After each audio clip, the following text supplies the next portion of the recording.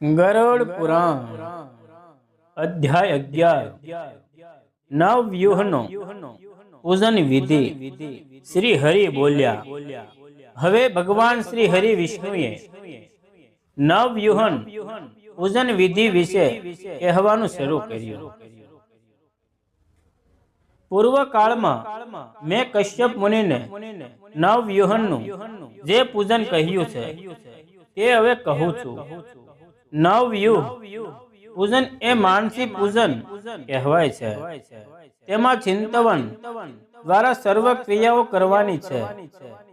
પ્રથમ પ્રાણાયામથી નાભીમાં પ્રાણને તથા હૃદય રૂપી આકાશમાં સ્થાપ્યા બાદ બીજ મંત્ર ભણીને પંચ મહાભૂતમય દેહને મનથી બાળી નાખો। બીજ વડે સર્વનો ધ્વંસ કરવો। બીજ મંત્ર ભણીને છલ અછલ સર્વને જળમાં ડૂબાવી નાખવું। બીજ મંત્ર ભણીને મનથી અમૃતનું ચિંતન કરવું। ત્યાર પછી મનમાં કલ્પના કરવી કે જળના પરપોટા વચ્ચે પીળા વસ્ત્રધારી તથા ચતુર્ભુજ હું રહ્યો છું।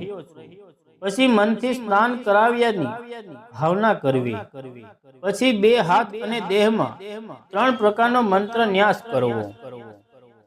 પ્રથમ મંત્ર ન્યાસ 12 અક્ષર વાળો બીજ મંત્રથી કરીને ઉપયુક્ત બીજો વડે બીજો મંત્ર ન્યાસ કરવો। અંતે 6 અંગો વાળા મંત્રથી ત્રીજો મંત્ર ન્યાસ કરવો। જય શ્રી કૃષ્ણ।